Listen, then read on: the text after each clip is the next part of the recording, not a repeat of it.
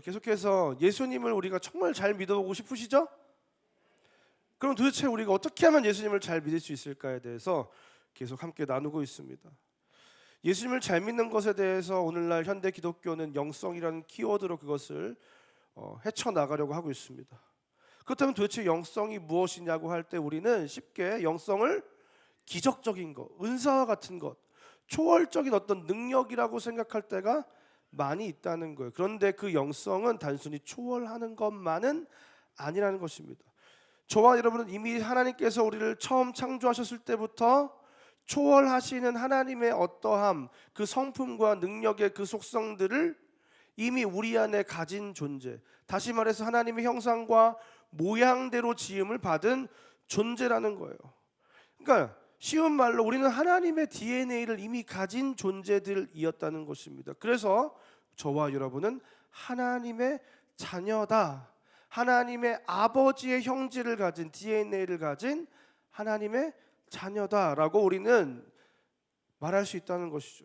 그럼 그렇게 영성은 이 자녀됨과 굉장히 긴밀히 연관이 되어 있는 것을 우리는 알 수 있었습니다.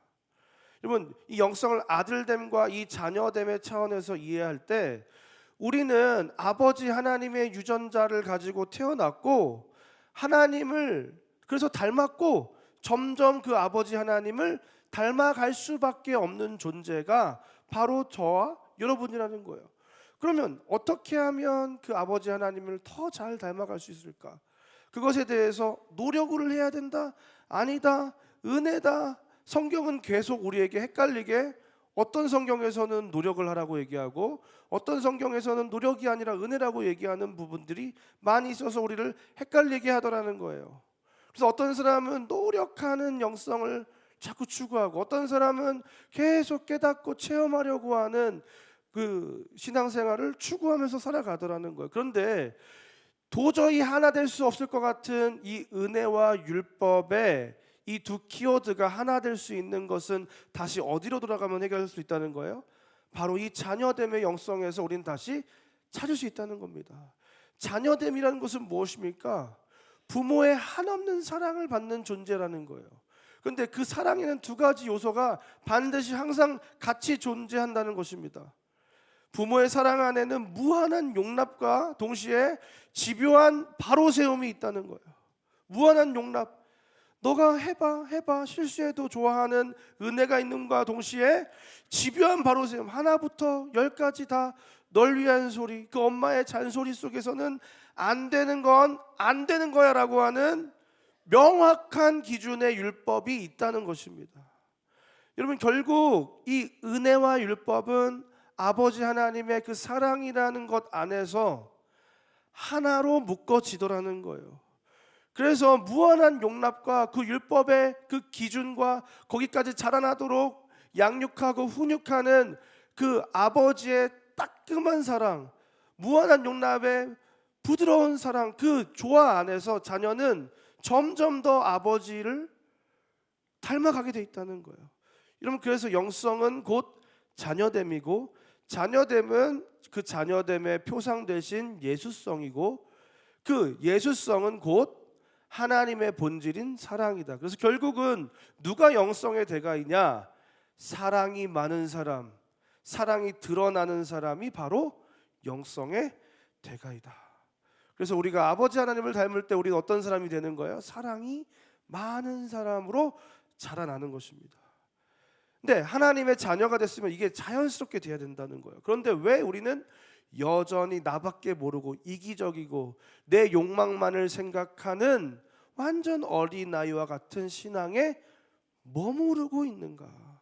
그 이유를 우리가 지난 시간에 함께 살펴봤습니다. 우리 인간은 중생, 거듭난 존재입니다. 하나님을 믿는 자들은 안오된 위로부터 난 자, 아버지 하나님께로부터 다시 난 자들이에요. 근데 그 사람들은 어떤 사람들인가 보니까 잘 보세요. 영접하는 자 곧 그림을 믿는 자들에게는 하나님의 자녀가 되는 권세를 주셨으니 이는 혈통으로나 육정으로나 사람의 뜻으로 나지 않냐고 오직 하나님께로부터 난 자들이다. 영접하는 자, 그 하나님의 자녀가 된 권세를 가진 자들이 누구라는 거예요? 하나님께로부터 난 거듭난 자들, 그 중생의 은혜를 받은 자들이 바로 하나님의 자녀가 되더라는 거예요. 우리 인생 가운데 이 중생이라는 것이 왜 필요했는가? 저와 여러분은 타락한 인간이었고 그 육체의 욕심을 따라 마음이 원하는 대로 살아가던 자들이었다는 겁니다. 그래서 성경은 우리를 사탄의 자녀처럼, 본질상 진노의 자녀처럼 살아갔다고 말하고 있습니다. 그런데 더 문제는 무엇이냐면, 그렇게 살아가면서 로마서 3장 11절에 이렇게 이야기하고 있다는 거예요. 깨닫는 자도 없고 하나님을 찾는 자도 없고, 그렇게 내 맘대로 살아가면서 깨닫지도 못하고 하나님을 찾지도 못하는, 스스로 하나님을 만날 수 없는 상태가 되어버렸다는 겁니다. 그러면 어떻게 해야 우리가 그 하나님을 깨닫고 돌이키고 뉘우치고 회개해서 하나님께로 돌아갈 수 있다는 거예요? 요한복음 3장 3절에 사람이 거듭나지 아니하면 하나님의 나라를 볼 수 없느니라. 다시 태어나야 하나님을 인식하고, 내가 그 하나님 앞에서 얼마나 죄인이었는지를 인식하고 후회하고 깨닫고 돌이키고 하나님 아버지께로 돌아갈 수 있다는 거예요. 그러기 위해서는 다시 태어나야 되기 때문에 하나님께서 우리에게 그 중생을 먼저 허락하셨다. 그래서 구원의 서정을 보면 하나님이 우리를 부르시고 중생을 통해서 우리가 회심하고 우리가 신앙을 갖고 의롭다 하심을 받아서 양자, 하나님의 자녀라 하심의 칭호를 얻게 돼서 이제 앞으로 우리는 그 하나님의 자녀됨으로 말미암아 아버지 하나님을 닮아가는 그 성화에 이르게 되고, 그 과정 속에서 성령 하나님께서 우리를 도우시고 우리를 위해서 간구하심으로 말미암아 우리로 견디고 인내하게 하신다. 그래서 결국 그 마지막 순간에 우리를 하나님과 같이 영화로운 존재로 바꿔주신다는 것을 우리는 지난 시간에 함께 나눴다는 거예요. 그러면 우리는 이제 하나님께서 우리를 변화시키셔서 에스겔서 36장 26절 말씀을 보니까 또 새 영을 너에게 주고 새 마음을 너에게 주되 너희 육신에서 굳은 마음을 제하고 부드러운 마음을 줄 것이며, 이제 우리는 그 부드러운 마음이 있어서 이제 열매 맺는 인생, 하나님을 닮아가는 인생을 살아낼 수 있어야 한다는 거예요. 그런데 여러분, 그 건강한 마음의 표본이신 예수님을 닮아서 이제 우리가 그렇게 열매 맺는 인생을 살아가야 된다는 겁니다. 그러면 건강한 마음이란 무엇이라고 했습니까? 분노, 사랑, 강점, 약점의 마음을 지난 시간에 아주 간단하게 다뤘는데요, 건강하게 분노할 수 있는 것도 건강한 마음이라고 했습니다. 분노는 나쁜 게 아니라고 했어요. 예수님처럼 의분을 토할 수도 있어야 한다는 거예요. 근데 막 미움으로 막 이렇게 공격하는 분노가 아니라 정말로 한탄하면서 안타까워하면서 할 수 있는 그 분노는 우리에게 필요한 것입니다. 또 사랑, 건강하게 사랑할 수 있어야 된다는 거예요. 사랑을 건강하게 아무 대가 없이 사랑의 마음으로 줄 수도 있고, 또 사랑을 또 잘 받을 수도 있는 마음이 있어야 된다는 거죠. 또 강점을 인정하는 자부심을 또한 우리가 가질 수 있어야 되는데, 한국 사람들은 너무 막 겸손 그 프레임 때문에 너무 움츠러들어 있고, 자기가 얼마나 하나님 앞에서 하나님께서 나에게 심겨주신 그 디자인이 얼마나 아름답고 보배롭고 존귀한지에 대해서 인식하는데 굉장히 주저하죠. 그런데 강점, 하나님께서 나에게 주신 장점이 무엇인지를 분명히 알고 그것을 개발하고 긍정하는 것은 굉장히 중요한 것입니다. 그리고 약점을 인정하는 겸손. 우리는 우리의 약점이 들키면 굉장히 수치스럽다고 생각하는데, 오히려 하나님 앞에서 내 약점이 드러나서 그 약점을 하나님께서 다듬어 가시고 그 약점을 채워주시고 그 과정을 겪는, 바로 내가 약점을 인정할 때 비로소 하나님의 은혜가 그 움푹 파여진 그 틈 안으로 들어갈 수 있다는 거예요. 그러니까 이 네 가지 마음이, 건강한 마음의 요소는 너무나도 중요한데, 중요한 것은 무엇입니까? 마태복음 13장에 그 씨 뿌리는 비유를 보니까 말씀이 우리의 이제 깨끗한 그 건강한 마음밭에 들어오면 어떻게 된다는 거야? 열매를 맺게 된다는 거예요. 그래서 좋은 밭에 그 씨앗이 뿌려지면 어떻게 되는 겁니까? 100배, 60배, 30배의 결실을 맺게 되어 있는 거예요. 그런데 어떤 마음밭은 이미 중생한 마음밭인데도 불구하고 결실을 맺지 못하는 거예요. 왜요? 다시금 그 마음밭이 그 부드럽고 말랑말랑한 상태로 지켜지지 못하고 길가밭과 같이 돌밭과 같이 가시떨기와 같이 오염되었기 때문이라는 겁니다. 여러분, 세상은 이 에덴 동산에 하나님께서 처음 창조하셨을 때의 아주 완전하고 아름다운 모습이 아니라 이 타락한 세상은 결핍을 우리 가운데 허락하고 경쟁을 허락하고 그로 인해서 끊임없이 우리에게 염려와 두려움의 마음을 계속해서 심어주는 거예요. 나도 저렇게 살아야 되는데, 끊임없이 SNS를 통해서 내가 그렇게 살아가지 못하면 나는 낙오된 인생 같고, 나는 뒤처지는 인생 같고, 계속 우리는 이 여러 가지 매체들을 통해서 세상의 메시지를 계속 듣게 된다는 겁니다. 사탄은 그것을 이용합니다. 그래서 계속 나 자신을 왜곡시키고 하나님을 왜곡시키는 거예요. 그런 너를 하나님이 사랑하지 않아. 너는 너무 보잘것없어. 넌 아무것도 할 수 없어. 그렇게 자꾸 사탄은 이야기하는 겁니다. 하나님이 나를 얼마나 사랑하신지, 나는 얼마나 보배롭고 존귀한 존재인지를 바라볼 수 없게 계속한다는 거예요. 이런 환경들은 끊임없이 우리의 마음이 오염되게 한다는 것입니다.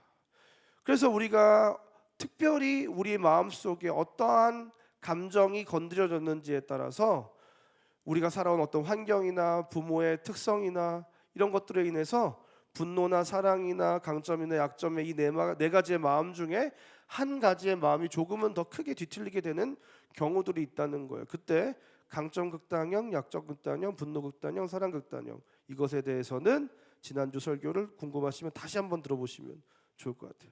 그래서 우리가 그렇게 뒤틀린 마음을 가지게 되면 하나님께로 나아가는데, 하나님을 닮아가는데 어려움을 겪게 된다는 것입니다. 그렇기 때문에 우리 어떻게 해야 된다? 잠언 4장 23절, 모든 지킬 만한 것 중에 더욱 내 마음을 지키라. 생명의 근원이 이에서 남이니라. 우리가 그 마음을 지켜나갈 때 우리는 열매 맺는 인생, 아버지 하나님을 닮아가는 인생을 살아갈 수 있다는 것입니다. 그렇다면 이 마음은 도대체 무엇일까요? 우리가 지켜야 될 마음이 무엇인가? 오늘 그것을 함께 나눠보도록 하겠습니다. 제가 최근에 굉장히 이 기독교계에서 큰 화두가 되었던 이슈가 있어요. 그게 무엇이냐면, 혹시 집에서 강아지 키우시는 분 한번 손 들어보실까요? 강아지, 나는 집에 강아지가 있다. 한 명도 안 키우세요? 우리 교회는 반려견을 사랑하지, 몇 분 계시네요. 고양이 키우시는 분, 고양이가 강아지보다 고양이가 더 많네요.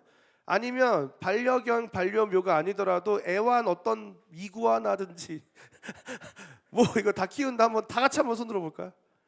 네, 많은 분들이 뒤에 박영준 목사님께서 앵무새를 키우고 있어서 소리를 드셨는데요.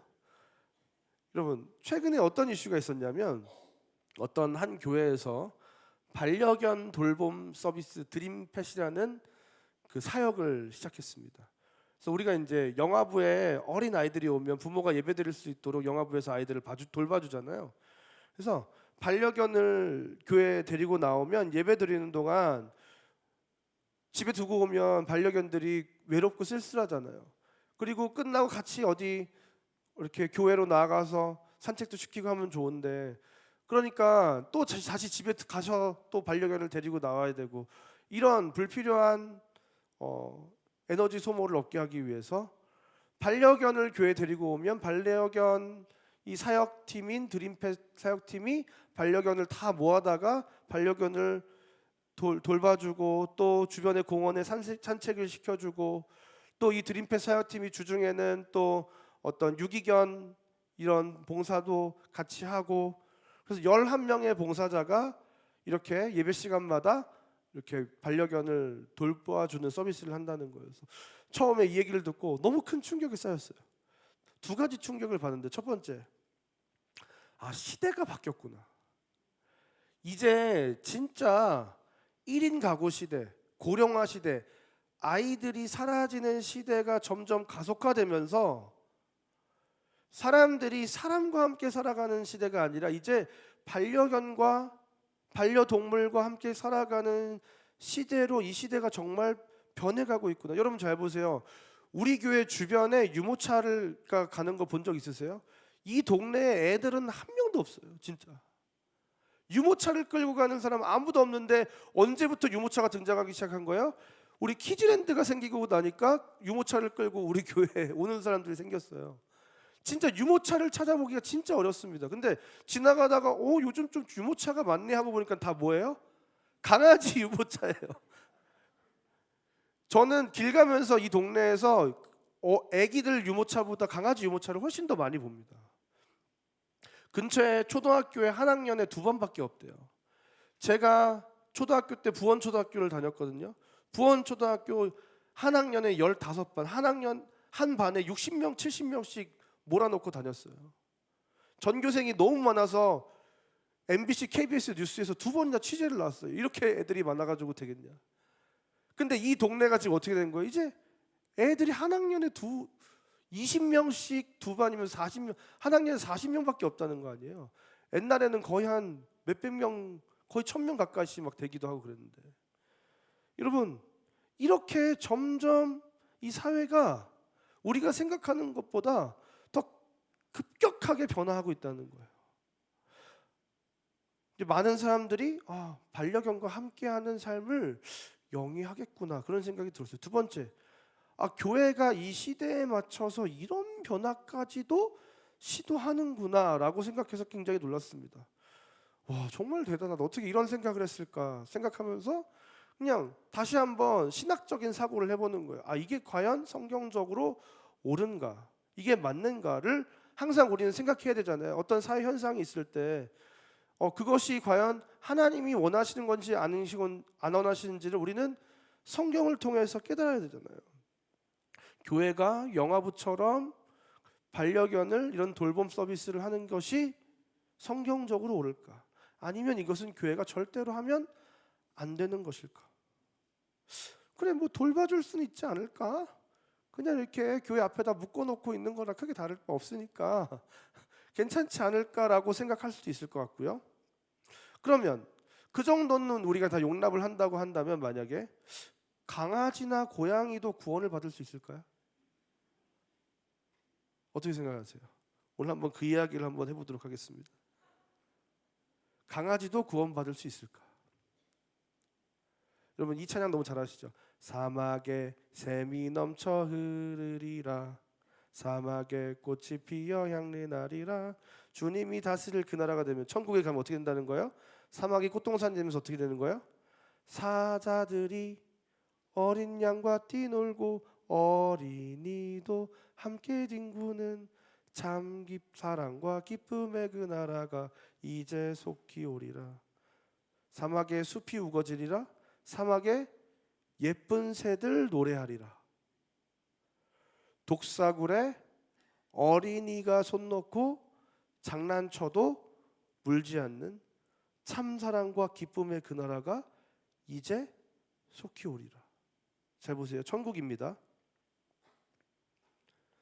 참사랑과 기쁨의 그 천국의 나라는 어떤 나라예요?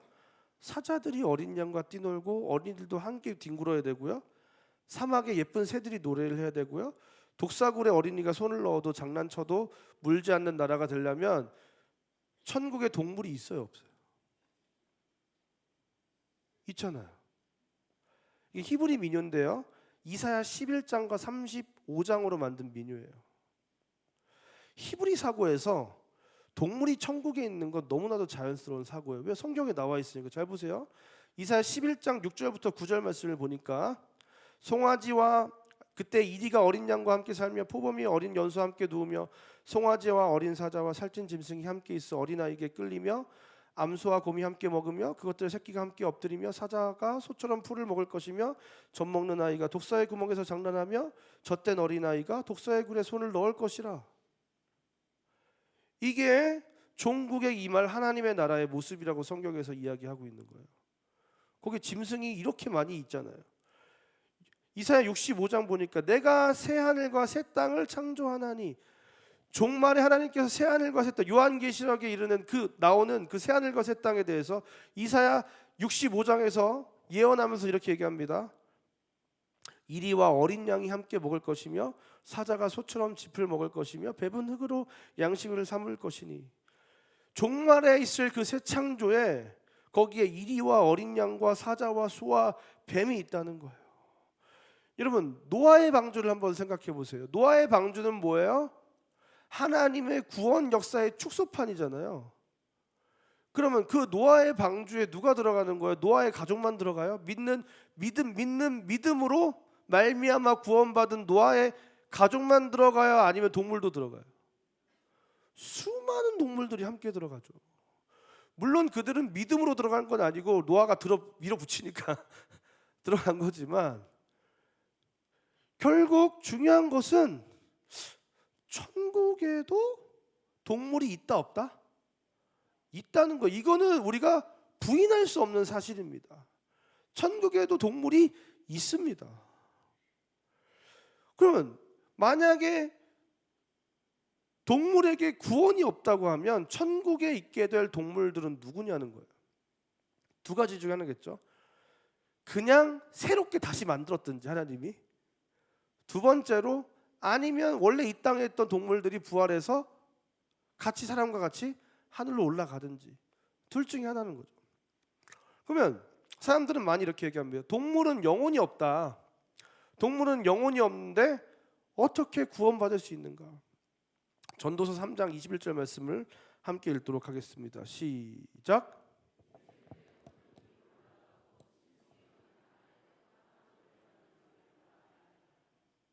네.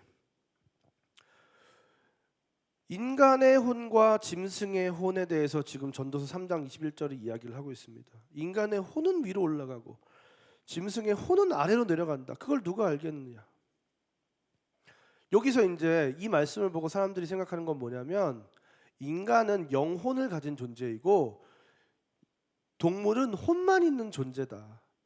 그래서 이 동물은 영혼이 없기 때문에 구원을 받을 수가 없다. 이렇게 사람들이 많이 이야기를 합니다.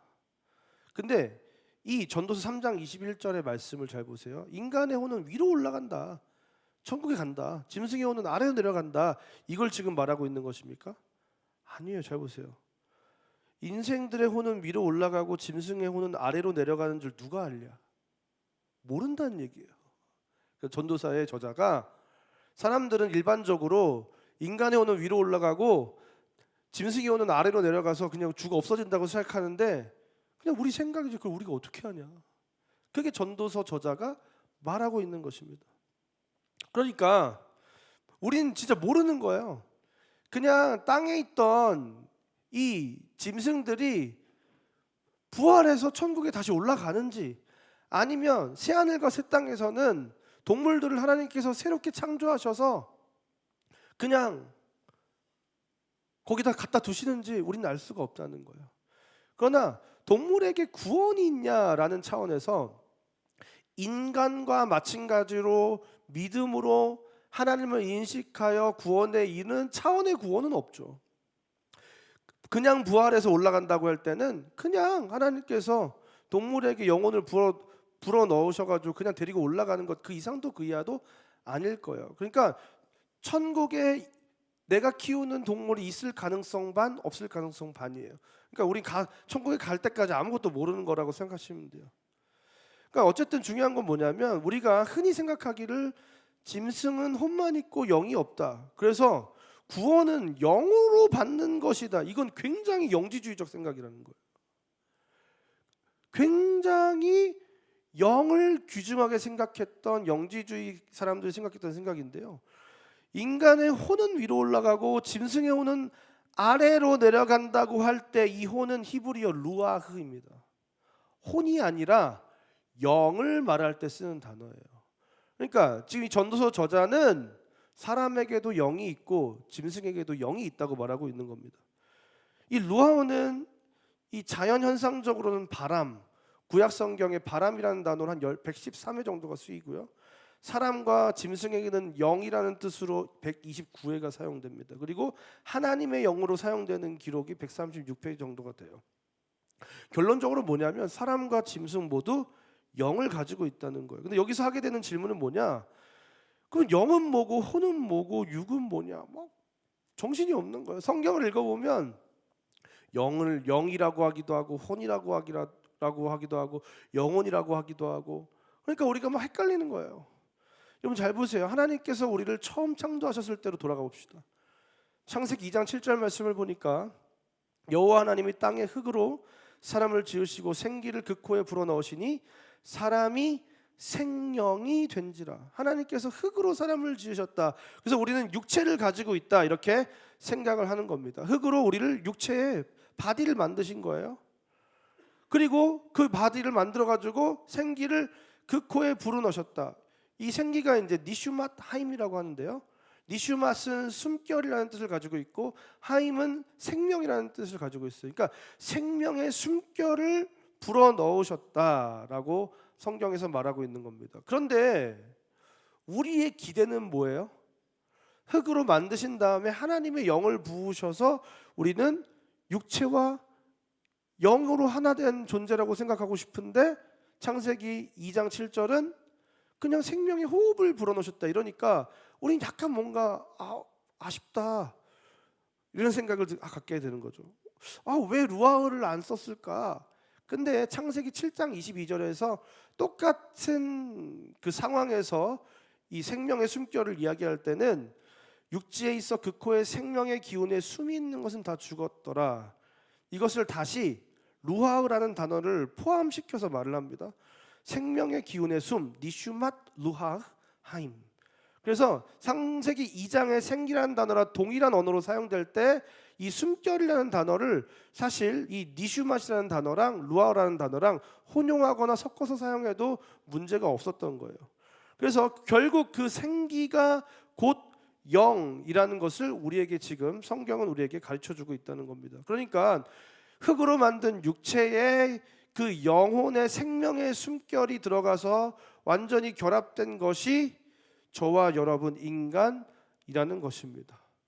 그래서 여기서 우리는 이제 이분설을 한번 살펴보게 되는 겁니다. 이분설 굉장히 어렵게 생각하실 수 있는데 아주 쉬운 거. 인간은 영과 육으로 이루어져 있다.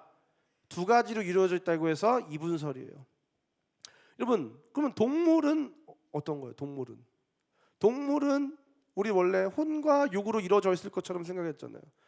창세기 7장 22절부터 23절 아까 그 노아의 방주 말씀을 다시 한번 읽어보면 육지에 있어 그 코에 생명의 기운에 숨이 있는 것은 다 죽었더라. 지면의 모든 생물을 쓸어버리시니 곧 사람과 가축과 기는 것과 공중의 새끼까지라. 이들은 땅에서 쓸어버림을 당하였을 때 오직 노아 그와 함께 방주에 있던 자들만 남았더라.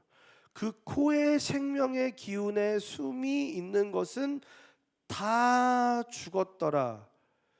다 죽은 것 존재가 뭐예요? 사람과 짐승 모두를 포함하는 단어였다는 거예요. 사람뿐만 아니라 동물도 그 생명의 기운의 숨, 그 루하흐를 가지고 있었던 존재라는 겁니다. 그래서 이것을 이제 전도서 3장 19절부터 21절 말씀을 다시 한번 보면 인생이 당하는 일을 짐승도 당하나니 그들이 당하는 일이 일반이라. 이 말이 뭐예요? 사람의 죽음이나 동물의 죽음이나 크게 다르지 않다. 다 같다. 다 동일한 호흡이 있어서, 다 루하흐가 있어서 짐승이 죽음같이 사람도 죽는다.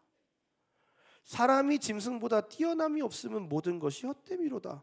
다 흙으로 말미암았으므로 다 흙으로 돌아가나니. 다 흙으로 말미암았기 때문에 다 흙으로 돌아간다는 거예요. 그런데 다 한 곳으로 가거니와 인생들의 혼은 위로 올라가고 짐승의 혼은 아래로 올라가는지는 난 모르겠다 이거예요. 이게 전도서의 저자의 입장인 거예요. 그러니까 어쨌든 다 흙으로 만들었고 그 안에 영이 들어가 있고 죽으면 그 영이 분리되는데 인간의 혼이 위로 올라가고 짐승의 혼은 위로 못 올라가고 땅에 떨어지는지는 난 모르겠다. 이게 성경이 우리에게 가르쳐주고 있는 거기까지예요.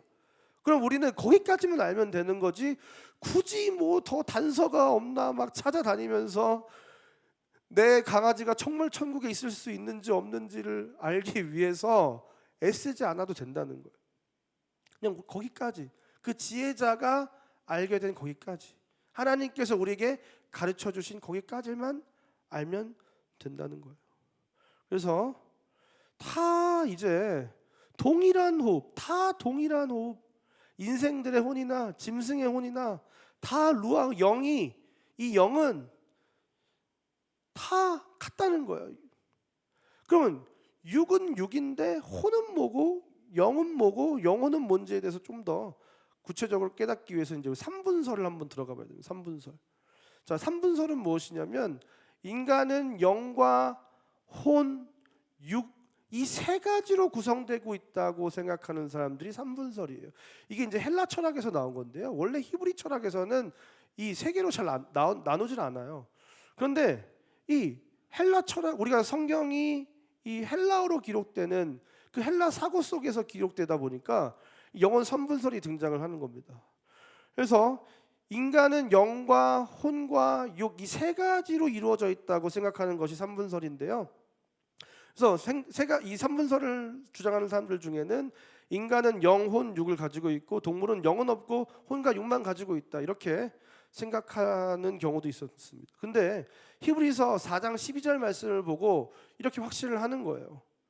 하나님의 말씀은 살아있고 활력이 있어 좌우의 날성검보다도 예리하여 혼과 영과 및 관절과 골수를 찔러 쪼개기까지 하며 또 마음의 생각과 뜻을 판단하나니 봐라, 혼과 영이 나눠지지 않냐. 그런데 그렇지 않다는 거예요. 성경에서는 혼과 영을 하나로 생각하지 나눠서 생각하지 않아요. 성경 전체를 잘 읽어보시면 알 수 있는데요. 몇 가지 이제 예만 들어보면요. 시편 42편 6절을 보면 내 하나님이여 내 영혼이 내 속에서 낙심됨으로 내가 요단 땅과 헤르몬과 미살산에서 주를 기억하나이다. 내 영혼이 내 속에서 낙심됐다고 시편에서 얘기하죠. 창세기 41장 8절 보니까 아침에 그의 마음이 번민하여. 여러분, 이렇게 우리의 감정이나 이 마음이 번민하거나 낙심되는 것은 영의 영역이라고 생각하세요? 혼의 영역이라고 생각하세요?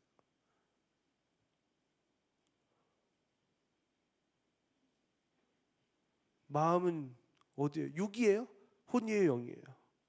근데 하나는 혼이고 하나는 영이에요. 그러니까 성경은 혼이랑 영을 분리해서 생각하지 않아요. 그냥 그건 하나인 것처럼 생각을 하거든요. 자, 누가복음 1장 46절과 47절 말씀을 보니까 마리아가 이르되 내 영혼이 주를 찬양하며 내 마음이 하나님 내 구주를 기뻐하였으면, 하나님을 기뻐하고 찬양하는 주체는 영입니까? 우리 육입니까? 혼입니까? 어렵죠. 막 영어 찬양 중에 My soul sing, 아, 혼이 찬양하는구나, 이렇게 생각할 수 있고요. 근데 뭐예요? 하나는 혼이고 하나는 영이에요. 영도 찬양하고 혼도 찬양한다는 거예요. 근데 이게 뭐냐면 성경은 구약에서부터, 특별히 구약에서는 더 확실하게 구분이 되는데요, 영과 혼을 구분해서 쓰지 않아요. 그냥 하나로 생각을 합니다. 그래서 사람이 죽었을 때도 어떤 성경 구절에서는 혼이 떠났다고 표현을 하기도 하고 어떤 성경 구절에서는 영이 떠났다고 표현을 하기도 해요. 그래서 중요한 것은 무엇이냐면, 여기서 우리가 중요하게 생각해야 되는 건 뭐냐면 영, 혼, 육, 막 이런 식으로 영과 혼과 육을 구분하려고 하는 시도 자체가 굉장히 옳지 않다는 거예요. 왜냐하면 성경은 영과 혼과 육이 하나라고 생각하거든요. 잘 보세요. 창세기 2장 7절 말씀을 봅시다. 다시. 여호와 하나님이 땅의 흙으로 사람을 지으시고 생기를 그 코에 불어넣으시니 사람이 생령이 된지라. 여러분, 이 생령이라는 단어가 네페시 하야, 살아있는 생명체가 되었다고 하거든요. 영과 육이 하나인 상태, 이것이 바로 이 네페시 하야입니다. 흙과 생기가 더해져서 생명이 되었다는 거예요. 우리 인간의 존재는 어떤 존재냐면 육으로만 존재할 수도 없고 영으로만 존재할 수도 없고 육과 영이 하나가 되어지만 존재하는 살아있는 생명체가 되는 존재라는 거예요. 이 영혼과 육은 분리될 수 없고 온전히 하나일 수밖에 없다는 거예요. 우리가 이 땅에 살아가는 동안 이 육체의 생명의 기운이 깃든 상태, 그 생명 있는 상태 그 자체가 영적이라는 거예요. 그래서 육과 영의 조합인 이 생영, 살아있는 존재, 그것을 성경에 여러분 이 네페시라는 단어가 그냥 그 존재인 그 네펫이라는 단어가 성경에서 영혼이라는 단어로 얼마나 많이 번역되는지 몰라요. 그러니까 이 성경 전체 문맥 속에서 우리가 생각하는 것처럼 이 육과 영은 분리가 되지 않고 육과 영이 하나인 그 자체가 굉장히 영적이라는 거예요. 막 육은 세상에 속한, 이 땅에 속한 그냥 육적인 것이고, 영은 하늘에 속한 아주 초월적인 영적인 것이고, 그게 아니라는 거예요. 육과 영이 하나가 된 그 상태 자체가 영적인 거라는 겁니다. 그래서 영성은 전인적인 것이라고 많은 영성학자들이 이야기를 하는 거예요. 우리가 알고 느끼고 의지를 갖고 또 감정을 가지고 있고 행동하고 하는 이 모든 것이 다 영적인 겁니다. 여러분, 이제 영은 육이고 육은 영이고 그것이 하나인 것이지 따로 분리할 수 없다. 이것만 기억하시면 돼요. 앞에 거가 다 까먹으셔도 되고, 영은 육이고 육은 영이다. 그러니까 영육은 하나다. 여기까지만 기억하시면 돼요. 여러분, 그래서 이제 그리스인 조르바라는 여러분 소설 보시면 이런 구절이 등장합니다. 그날 밤 나는 생전 처음으로 영혼이 곧 육체, 다소 무쌍하고 투명하고 더 자유롭긴 하지만 역시 육체라는 것을 깨달았다. 그리고 다소 과장되어 있고 긴 여행으로 지치고 물려받은 집에 눌려 있긴 하나 육체 또한 영혼이라는 건 사실도 깨달았다. 그러니까 우리 인생은 인식하지 못하고 있지만 육과 영은 하나라는 거예요. 그런데 옛날부터 영과 육을 굉장히 구분하려는 시도를 하는데, 그게 초대교회가 정말로 애써 싸웠던 바로 영지주의 이단입니다. 영은 선하고 육은 악하다. 우린 영으로만 구원을 받게 될 것이다. 그러니까 육은 아무짝에도 쓸모가 없고 소용이 없다라고 생각을 했다는 거예요. 그런데 여러분, 우리가 사도신경에서 결국 어떻게 고백하는 겁니까? 몸의 부활과 영생을 믿습니다. 구원은 영만 받는 게 아니라 우리의 몸이 신령한 모습으로 변화되어 함께 구원을 받게 될 줄 믿습니다. 그렇기 때문에 이 육체는 선한 것입니다. 육체는 하나님이 창조하신 것이기 때문에 선하고, 육체가 기능하는 것은 그것 자체가 하나님의 디자인이기 때문에 선하고, 그것이 발현되는 것은 하나님의 창조의 목적이 실현되는 것이기 때문에 하나님께 영광이고, 육 자체가 하나님께로부터 온 것이기 때문에 육은 단순히 육에 지나지 않고 하나님께로부터 온 것이기 때문에 동시에 영적인 것인 줄 믿습니다. 여러분, 우리 그림을 통해서 다시 한번 살펴봅시다.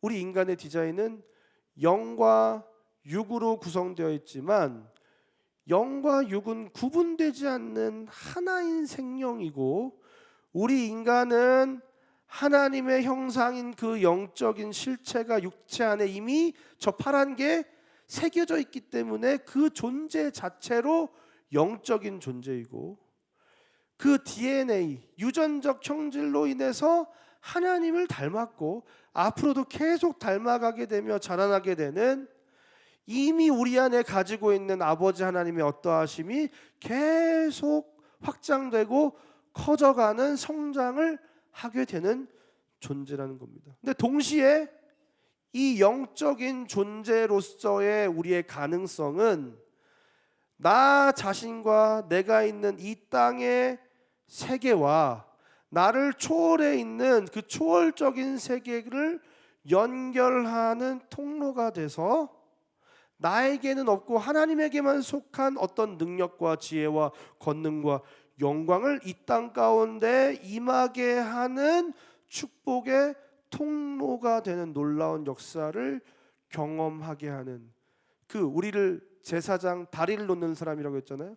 천국으로부터 이 땅까지 다리를 놓아서 천국의 어떠함을 이 땅에 가지고 오는 놀라운 그 통로가 바로 저와 여러분이라는 것입니다. 그래서 아까 방금 그 그림 다시 한번 보여주실까요?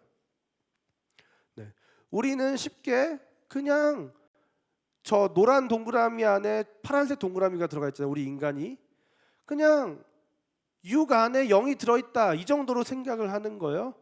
그런데 그게 아니라 다음 그림을 보면 마치 우리는 그 영과 육을 구분할 수 없을 정도로 막 이렇게 섞여져 있는 그 영과 육은 완전히 하나된 유기적인 관계로 얽혀져 있는 하나이다. 근데 저 그림으로도 사실은 설명이 안 되긴 하죠. 그것을 그 놀라운 그 열합과 결합의 신비를 우리는 이해할 수 없는 것이지만, 중요한 것은 우리의 영과 육은 완전히 하나라는 것입니다. 사랑하는 상고의 성도 여러분, 오늘 우리가 기억할 것은 하나입니다. 무엇입니까? 우리의 영혼과 육체는 하나다. 영과 육은 구분되지 않고 유기적인 통일체를 이루고 있다. 그래서 육은 영에 영향을 미치고 영은 육에 또한 영향을 미치게 된다. 여러분, 몸이 아프면 영도 아픈 거예요. 몸이 아프면 멘탈이 무너지잖아요. 영이 아프면 어떻게 되는 거예요? 몸도 아파요. 마음이 아프면 막 신체화로 우리 몸에 이상 징후들이 막 나타나잖아요. 더 나아가서 다음 시간부터 우리가 더 구체적으로 살펴보게 될 텐데요, 우리의 육체가 건강하지 못하다면 그것은 곧 영적이지 않은 것입니다.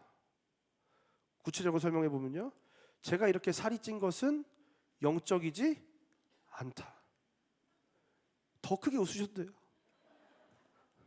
그래서 여러분 앞에서 이 말씀을 준비하면서 하나님 앞에서 결단한 것이 있습니다. 올해 안에 다이어트에 반드시 성공하겠다. 할렐루야. 그래서 반드시 영적인 임성진 목사로 되돌아오도록 하겠습니다. 여러분, 영성은 굉장히 고차원적인 거라고 생각하지만 영성은 모든 것이에요. 잘 먹고 잘 자고 잘 싸고 운동하고 근육이 생기고, 그게 영성이에요. 그것도 하나의 영성입니다.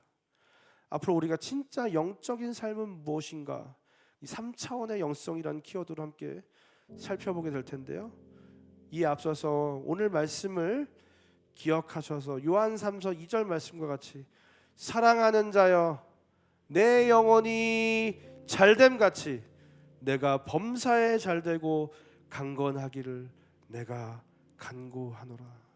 그 영과 육이 함께 강건한 그 축복을 누리며 살아가는 저와 여러분 되시기를 주님의 이름으로 축원드립니다.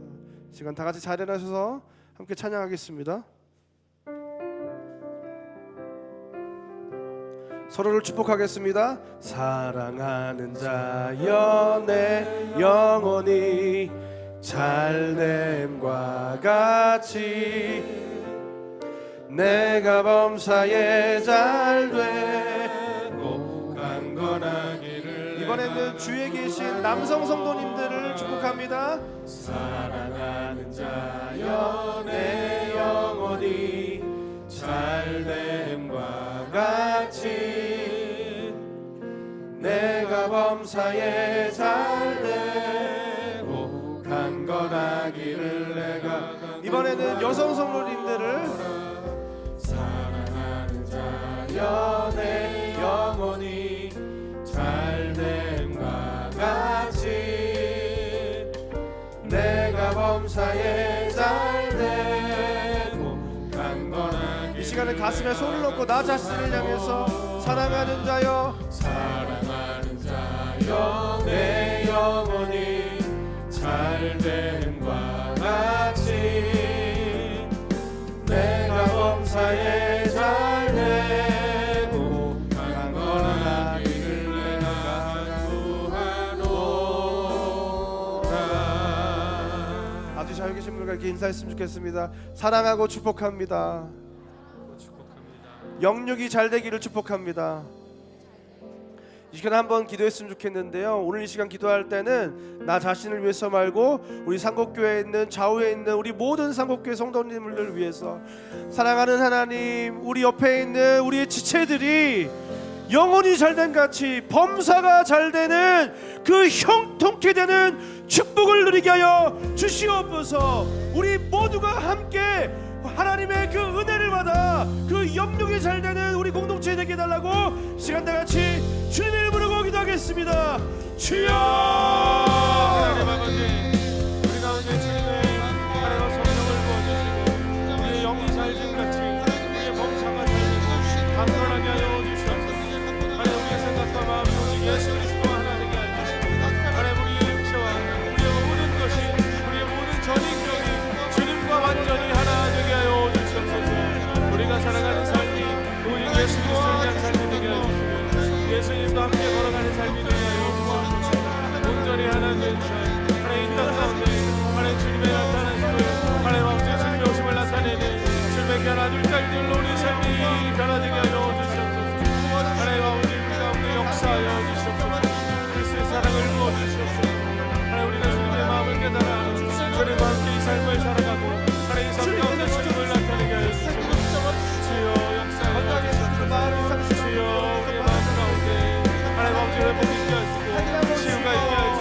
예수 그리스도의 사랑으로 말미암아 온전하여짐을 경험하게 하여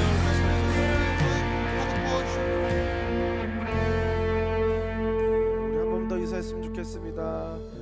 영육의 복을 받읍시다. 영육의 복을 받읍시다. 네, 자리에 앉으시겠습니다. 오늘 시간 특별히 헌금 특송이 있는데요.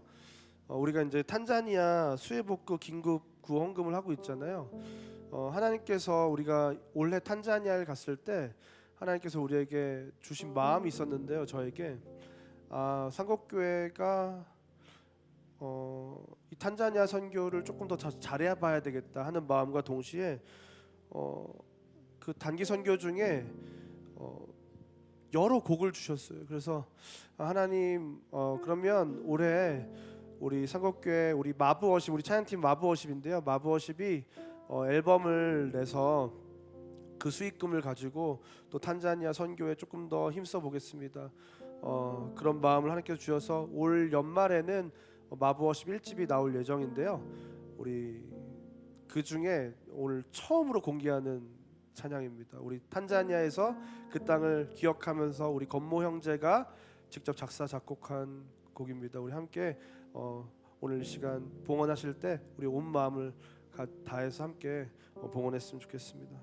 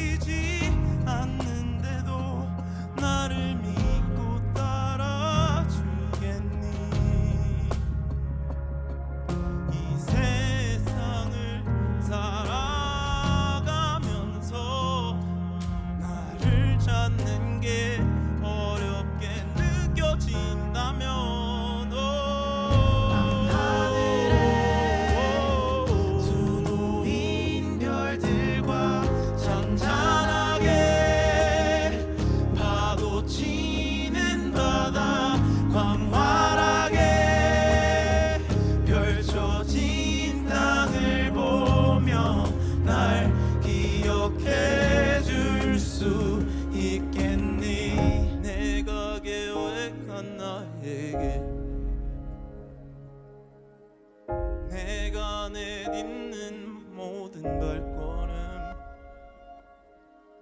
주님께서 인도하니 주와 걸어가리.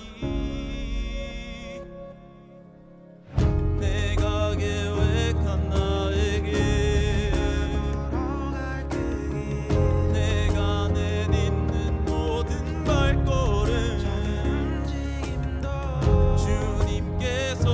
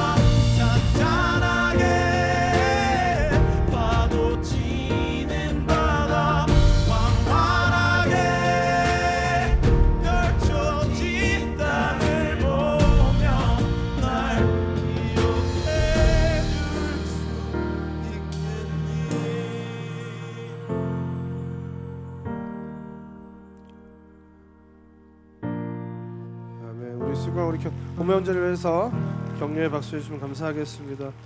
앞으로 한 12곡 정도 남았습니다. 한 달에 한두 곡씩 이렇게 헌금송 때 발표될 수 있도록 지나가시면서 김성환 전사님 보시면 푸시를 많이 해주시고요. 빨리 나와야 되니까요.